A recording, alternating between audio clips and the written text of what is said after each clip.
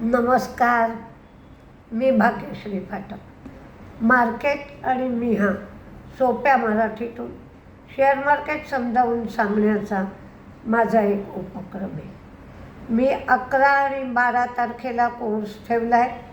हा कोर्स ठाण्याला आहे, स्टेशनजवळ आहे, ऑफलाईन आहे. शनिवारी 6 तास, रविवारी 6 तास असा हा कोर्स घेतला जाईल. ज्याला कोणाला कोर्सची चौकशी करायची असेल त्यांच्यासाठी 9699615507 9699615507 या नंबरवर तुम्ही चौकशी करू शकता. सकाळी आपण जे बोललो ते सकाळपर्यंत ज्या बातम्या आल्या होत्या त्याच्या अनुषंगाने आपण एक अंदाज लावला होता. पण त्यानंतर ज्या बातम्या आल्या त्या मार्केटला आधी कळल्या, आपल्याला कळायला उशीर लागला.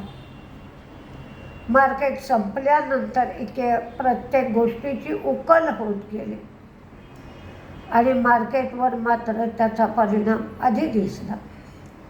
तर त्या कुठल्या कुठल्या गोष्टी होत्या? काही गोष्टी मी स्पष्ट सांगू शकते, काही गोष्टी सांगू नाही शकत. 176 देशातल्या लोकसंख्येची आकडेवारी आणि त्याचं वर्गीकरण याचा एक अभ्यासपूर्ण अहवाल जाहीर झाला. त्यामध्ये कोणकोणत्या धर्माच्या कोणाकोणाची लोकसंख्या किती वाढली याचा उल्लेख त्या वर्गीकरणात आहे. त्याचाही परिणाम मार्केटवर झाला असावा आणि त्याचा परिणाम कदाचित इलेक्शनच्या रिझल्टवरही होईल अशी मार्केटला काळजी वाटली असेल. दुसरं, सुप्रीम कोर्टाने पराली जाळण्याच्या संबंधात ॲक्शन घ्यायला सांगितली आहे. तर या ज्या पराली जाळल्या जातात त्यामुळे पोल्युशन खूप मोठ्या प्रमाणावर होतं. तर जे लोक पराली जाळत आहेत त्यांच्या धान्याला MSP देऊ नये किंवा MSPच्या दराने त्यांचं धान्य घेऊ नये, खरेदी करू नये असं कोर्टाने सांगितलं आहे. हा नियम तुम्ही लावा आणि त्याच्यासाठी इस्रोची मदत घेतली जाणार आहे आणि इस्रो पाहू शकतं की कोण पराली जाळत आहे. इथपर्यंत ते प्रकरण गेलं आणि त्यामुळे ज्या राज्यातून मतदान होऊ शकतं त्या मतदानावरही परिणाम होण्याची शक्यता आहे. आणि शिवाय मार्केटच्या दृष्टीने गव्हाचा सप्लाय कमी होतो, काय होत आहे याच्यावरही परिणाम होऊ शकतो. आणि तिसरी बातमी, RBIने जे गोल्ड लोन दिलं जातं, ज्या NBFCs आहेत त्यांनी गोल्ड लोनच्या डिस्बर्समेंट करत असताना 20,000 रुपये एवढीच कॅश द्यायची आहे. तुम्ही कॅश देत असाल तर 20,000ची मर्यादा लावली आहे. त्यापेक्षा जास्त तुम्ही गोल्ड लोन कॅशमध्ये देऊ शकणार नाही असं सांगितलं आहे. त्यामुळे मुथूट आणि मन्नापुरम हे शेअर पडले होते. पण हे पराली जाळण्याच्या संबंधातला निर्णय जो आहे तो राज्यांनी अंमलात आणायचा आहे. त्याचबरोबर लोकसंख्येचा रिपोर्ट जो आला आहे तो बरोबर मतदानाच्या तोंडावरच रिपोर्ट आला आहे. तर या सगळ्याचा परिणाम व्होटिंगच्या रिझल्टवर होऊ शकेल काय अशी काळजी वाटत असल्यामुळे मार्केट जोरदार पडलं असं वाटतंय. आणखी काही स्पष्टीकरण मिळतंय का ते आपण पाहू शकतो. VSTचा रिझल्ट आला. रिझल्ट काही चांगला आला नाही. प्रॉफिट, रेव्हेन्यू, एबिटडा, मार्जिन सगळं कमी झालं. L&T फायनान्सने असं सांगितलं की ते होम लोन बरोबरच होम इम्प्रूव्हमेंट लोनसुद्धा आता देणार आणि जयपूर, कलकत्ता, हैदराबाद, अहमदाबाद, बँगलोर इथं त्यांनी ऑफिसेस लॉन्च केली आहेत. अल्काईल एमाइन्सचा रिझल्ट आला. त्यांचं प्रॉफिट, रेव्हेन्यू दोन्हीही कमी झालं. त्यांनी 10 रुपये लाभांश दिला. त्यामुळं जे लोकांना किंवा मार्केटला वाटत होतं की केमिकल सेक्टर सुधारतो आहे, तिथेही शंका उपस्थित झाली. PVR आयनॉक्सनी गुरुग्राम इथे ॲम्बियन्स मॉलमध्ये 4 स्क्रीन मल्टिप्लेक्स उघडलं.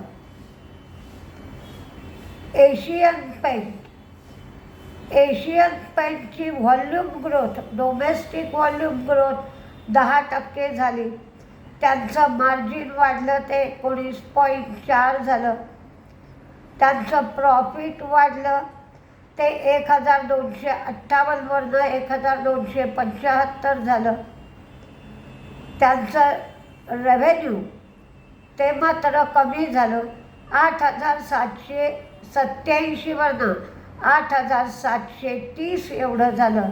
पण एशियन पेंटनी 28 रुपये 15 पैसे एवढा डिव्हिडंड दिला.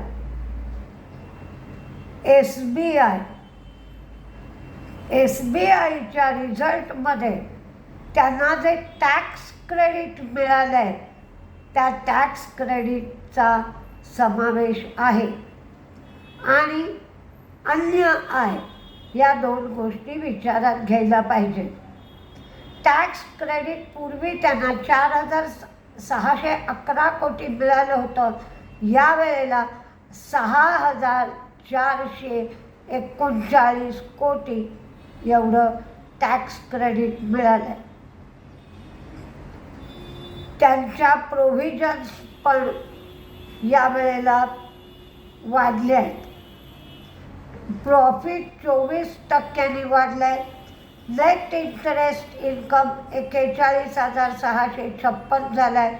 त्यांचे ग्रॉस NPA, नेट NPA दोन्हीही कमी झाले. Quarter on quarter 5% loan growth झाली आहे आणि YOY म्हणजे year on year loan growth 16% एवढी झाली. त्याचबरोबर इंडियन हॉटेलनी सांगितलं की ते हॉस्पिटॅलिटी बरोबरच वाईल्ड लाईफ, ॲडव्हेंचर ट्रॅव्हल या गोष्टींकडे लक्ष देणार आहेत आणि उपमहाद्वीप व्यवसायाचा ते विस्तारही करणार आहेत आणि 25 हॉटेलं ते आणखीन उघडणार आहेत. टाटा मोटर्सनी ACE EV1000 लॉन्च केली. तिची ड्रायव्हिंग रेंज 161 किलोमीटर एवढी आहे. टिमकेनचं प्रॉफिट वाढलं, त्यांचं रेव्हेन्यू वाढलं आणि त्यांनी 2 रुपये 50 पैसे एवढा लाभांश दिला. मारुतीने नवी स्विफ्ट लॉन्च केली. त्याची किंमत 6.49 लाख ते 9.64 लाख एवढी असेल. राणे मद्रास ही नफ्यातून तोट्यात गेली. त्यांचं रेव्हेन्यू कमी झालं. व्हीनस पाईप यांचं प्रॉफिटही वाढलं आणि रेव्हेन्यूसुद्धा वाढलं. Punjab national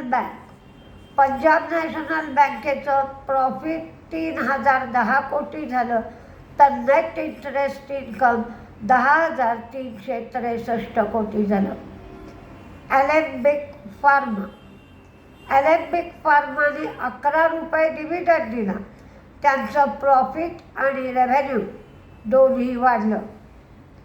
IOB Indian overseas bank, त्यांचंही प्रॉफिट वाढलं, नेट इंटरेस्ट इन्कम वाढलं, ग्रॉस NPA नेट NPA दोन्हीही कमी झाले.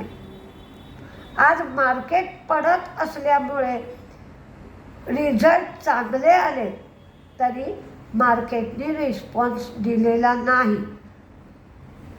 HPCL 2 शेअरला 1 शेअर बोनस दिला. 16 रुपये 50 पैसे डिव्हिडंड HPCLने दिला. 2,843 कोटी फायदा झाला. मार्जिन 4.2% झालं. रेव्हेन्यू 1.14 लाख कोटी एवढं झालं, पण त्यांचे GRM मात्र कमी झाले. ते $6.93 BBL एवढे झाले. वर्धमान टेक्स्टाईलचे प्रॉफिट्स वाढले, रिझल्ट चांगला आला आहे. एस्कॉर्ट्स कोबुटा यांनी 18 रुपये लाभांश दिला आहे.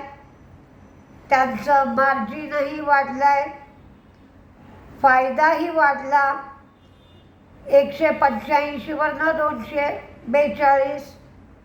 उत्पन्न वाढलं, मार्जिन वाढलं आणि 18 रुपये डिव्हिडंड दिला एस्कॉर्ट्सनी. नितिन स्पिनर्सचंही प्रॉफिट वाढलं, रेव्हेन्यू वाढलं. कॅपिटल स्मॉल फायनान्स बँकेचं प्रॉफिट वाढलं. ग्रॉस NPA नेट NPA दोन्ही कमी झाले आणि ह्यांनी 1 रुपया 20 पैसे एवढा डिव्हिडंडसुद्धा दिला आहे. पण काही गोष्टी आपल्याला माहीत नसतात. त्या गोष्टी माहीत असल्या तर आपण अंदाज बांधू शकतो, नाहीतर आपले अंदाज चुकतात. त्यामुळे बऱ्याच गोष्टी आपल्याला माहीत नव्हत्या, नाहीतर आज 1000 पॉईंट मार्केट पडण्याचं काहीही कारण नव्हतं. अजून काही जर घडलं असेल तर ते आपल्यापर्यंत पोचलेलं नाही. जे पोचलं ते मी सांगेन. आणखीन काही वाचनात आलं तर आपल्याला समजू शकेल. पण टेक्निकल किंवा चार्टनुसार बघायचं झालं तर 22,150ची लेव्हल तुटल्यानंतर मार्केट जोरदार पडू लागलं. आपण 2 लेव्हल पाहिल्या होत्या की 22,150ची लेव्हल तुटल्यावर मार्केट जोरदार पडेल आणि ती लेव्हल जर सांभाळली गेली तर मग 22,400पर्यंत रॅली मिळू शकेल. पण ती लेव्हल जोरदार तुटली. तशाच पद्धतीच्या वेगवेगळ्या बातम्या येऊ लागल्या आणि मार्केट सावरलं गेलं नाही. त्यामुळे आता 21,800 ही लेव्हल आहे. आता 21,800च्या जवळपास मार्केट सावरत आहे का काय होत आहे हे बघायला पाहिजे. म्हणजे अर्थात चार्टच्या दृष्टीने किंवा टेक्निकलच्या दृष्टीने जर काही फंडामेंटल बातम्या काही आल्या तर मग त्याचा परिणाम किती होतो आहे हे बघणं गरजेचं आहे. पण फंडामेंटल काही न्यूज नाही आल्या तर टेक्निकलच्या दृष्टीने 21,800च्या जवळपास मार्केटची पडझड काही प्रमाणात तरी थांबायला हवी. बघूया काय होते ते. नमस्ते.